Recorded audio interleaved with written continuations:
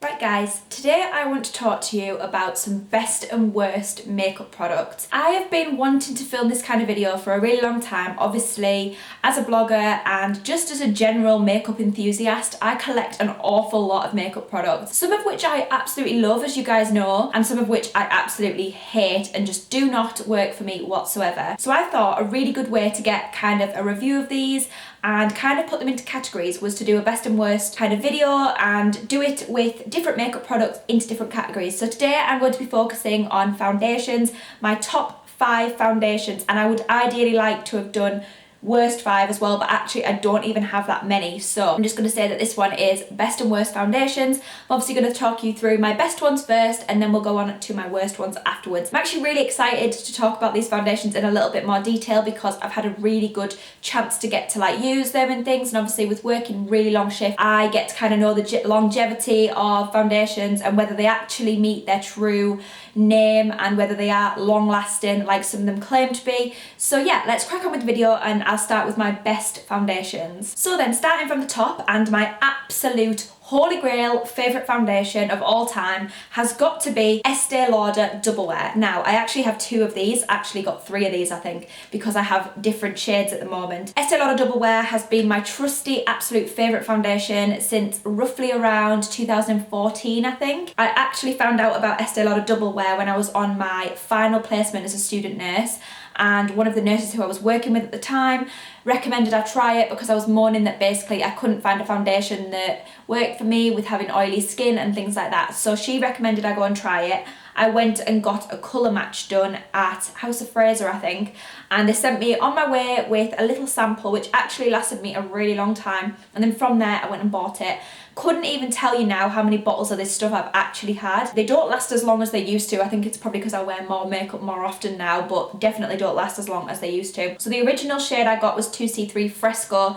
This one I've been for years, but when I initially got my first ever sample of this, it was summer and I had a bit of a tan and things like that. So obviously as the winter's gone on I've got much paler. I am in desperate need of some sun, so I had to go back and get a new one and a new colour test as well. So now I am 2N1 Desert Beige. This one is much closer to my natural skin tone at the moment as opposed to the 2C3 Fresco. This looks a little bit orange on me at the minute, but I'm saving it for the summer when I've got a tan because it's the perfect summer shade for when I've got a tan. You all know Estee Lauder Double Wear, I am assuming by now, because so many people love it or have an opinion on it at least. I personally love it. It's my favourite foundation of all time. It costs about £32, something like that. Lasts around 2 to 3 months for a bottle, but I would literally buy it over and over again because it works for me. Obviously I do night shifts, day shifts that are roughly around 13 hours long, and I'll be wearing this foundation for roughly around 14 hours of time, and it lasts. It literally lasts so well.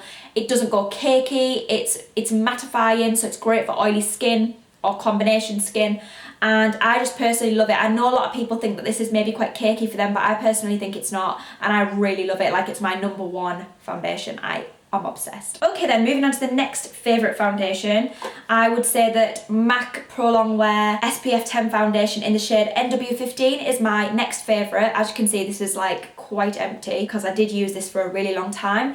Again, this was a foundation that literally lasted me all of my entire shift at work, and only towards the end was it starting to maybe fade or look a little bit cakey. It is obviously a Prolongwear foundation, so it is meant to be really long lasting, which it is. I mean, it's not very often that you wear a foundation for 14 hours, is it? So it obviously is really long lasting. It's also really mattifying and great if you want a full coverage foundation. I absolutely love it. I actually had this one skin tested in Harrods about a year ago now, and I've only used about 2/3 of the bottle, so considering I've worn this for a really long time for work, I really love it, and I would definitely recommend it if you like full coverage foundation, because MAC Prolongwear is certainly that and you would not be disappointed. Next foundation then is another trusty favourite, which actually I was mixing with my Estee Lauder Double Wear 2C3 Fresco for a little while because the colour wasn't quite right, but I knew that it was just the perfect foundation. I just needed it to be a little bit lighter. So I was mixing the Bourjois foundation in Healthy Mix with it for a little while, which was just kind of to lighten it up. I also really love the smell of this foundation. It's like peachy, like nectarine sort of smell, and it's really nice. It's also a little bit more dewy than Estee Lauder Double Wear. In fact, a lot more dewy than Estee Lauder Double Wear because it's not dewy at all. This added a little bit more kind of like radiance and shine into my complexion, but also didn't take away any of the long wearingness or the longevity of the Estee Lauder Double Wear. Just kind of brightened it up for me, and I wore this for a really long time mixed with the other one. So essentially the only reason I've stopped using it, to be honest, is because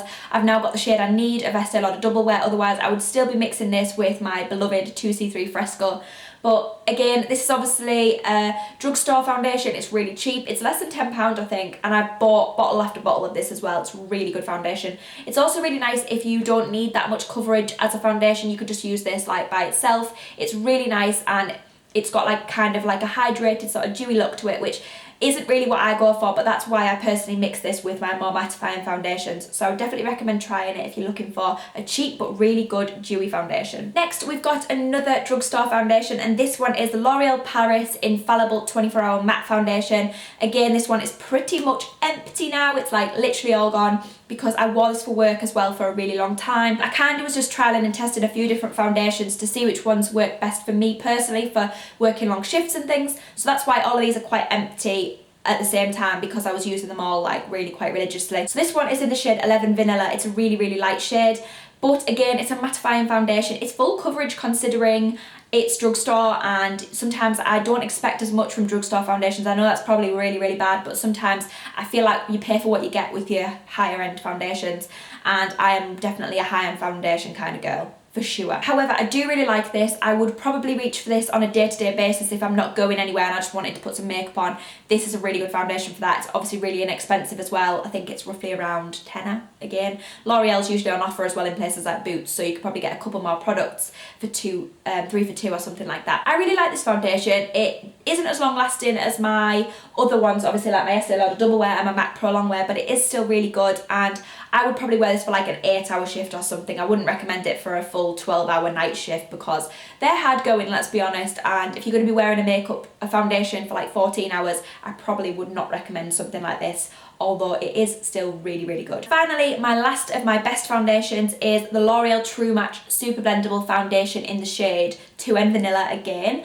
So this one is quite a new one actually to my collection, but again, I was wearing this one for work for a little while. I've seen so many people raving about this foundation that I just simply had to pick it up and try it, so I'm glad that I did that.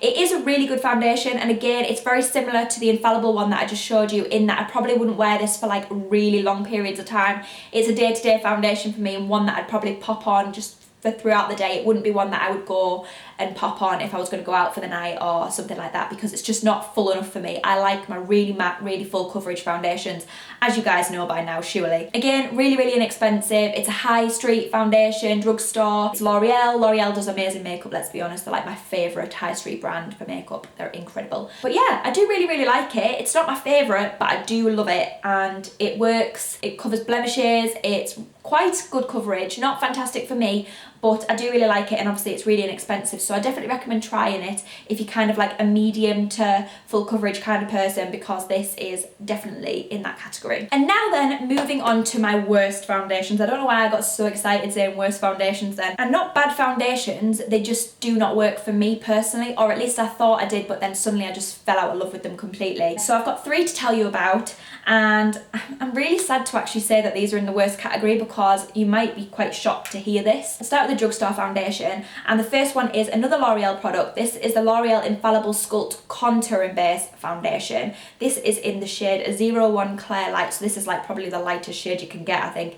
That just proves how pale I am at the moment. I'm sad to say that I haven't completely loved this product. I've tried it and tried it and tried it. I've even tried it on daytime. Personally, I just think it's too thin of a foundation for me. It's not very good coverage for my skin. Personally, it doesn't cover my blemishes how I would like them to be covered. You have to use an awful lot of product to be able to cover what I kind of want to be covered on my face, and I just didn't love this foundation. I really wanted to, but unfortunately I just didn't. So yeah, again, it's inexpensive, which is amazing. I'm sure lots of people will get on with this brilliantly. If you don't really like massively full coverage foundations, then this might be for you, because it's quite watery for me. Personally, wasn't a massive fan. and I just felt like it didn't really complement my skin type very well, considering it's already quite oily and greasy as it is. I feel like I need that taken away with the foundation, not added, and personally I just think that this made it look so much worse. So unfortunately, I just wasn't in love with the Infallible Sculpt foundation, which is a shame really. Number 2 foundation that I did not particularly love that much. I tried and tried and tried, but unfortunately it just wasn't working. So you might be shocked to hear this because it's actually been in quite a lot of my makeup tutorials, but that's because I really wanted to give this foundation a really good bash, like really good, because I've seen so many people loving it. I've seen so many reviews of it being like, yeah, you can just wear it as one layer or you can build it and have like really full coverage with it. I personally didn't find that at all. So today I'm talking about the Charlotte Tilbury Magic Foundation. I know I'm so shocked to say that this is in my worst category and I'm literally gutted. I had this in the shade 3.5 Fair. It was the perfect shade for me, absolutely perfect colour match, considering all I did was use the online guide and picked it kind of from the description of skin types and skin tones and things like that. I literally picked the perfect one. So those like guides are brilliant. If you've never actually been and like swatched them or anything, I highly recommend using the online guide because literally I got it to a T. It's amazing. So yeah, I'm just sad to say that this one just wasn't for me. I felt like whenever I applied it, it moved really easy across your face. It looks really smeary and really cakey, and I just didn't love it. Like I really tried. I wore this for work a few times and I just found that it literally wore off about halfway through my shift, and it just looked horrific, so I had to like go the rest of the night looking really bad. It's certainly not a foundation I would reach for ever again, to be honest. I'm not a fan of it at all. I just don't like the way it makes my skin look. It doesn't cover my blemishes how I would like, and I certainly don't see the element of it where you can build it and make it into a full coverage foundation, because personally I really don't think that this is a full coverage foundation. I like my full coverage. I feel like I'm a bit of an expert when it comes to that, and this is certainly not a full coverage foundation. So I'm really gutted to say that I didn't love it, which is a shame because I really tried to, and there's literally barely any of this product left. To say I give it a good bash would be definitely fair.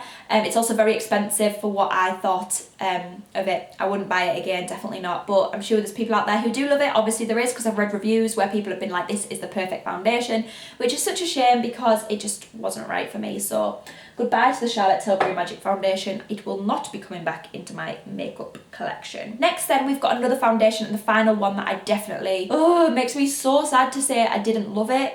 I really didn't love it at all. And considering I love my long wearing, mattifying, full coverage foundations, this one was not for me. So we're talking about now the Urban Decay All Nighter foundation. Again, you've seen this in makeup tutorials of mine, so you might be quite shocked to see this here. But again, it's one that I really did give a really good bash and a really good try, and honestly I've reviewed it to the maximum that I possibly could because I just simply can't wear it anymore. I wore this recently to a anniversary party of Simon's family sort of thing. I wore it all day. I applied it at about 11 AM.